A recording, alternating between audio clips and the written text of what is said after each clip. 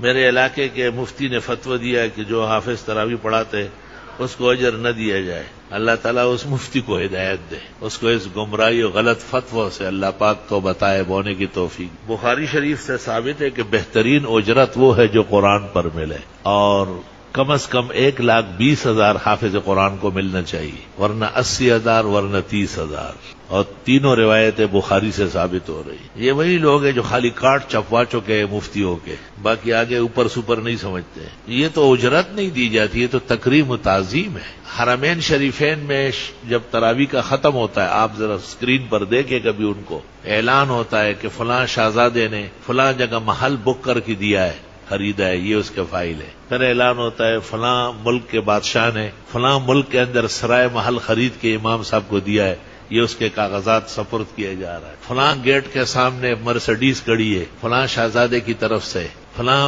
شہزادوں کے فلاں بچے کی طرف سے، سینکڑوں ہدایا، اتنے کہ حرم میں ڈھیر لگ جاتے ہیں سونے کے، خدام اٹھا نہیں سکتے. قبلۃ العالم کے اندر پورا مرکز ہے اور سارے جہان کو ایمان وہاں سے ملتا ہے. ان سے زیادہ محتاط کون ہے؟ اور وہاں ہدایا نہیں، بادشاہتیں تقسیم ہوتی ہے. ختم کی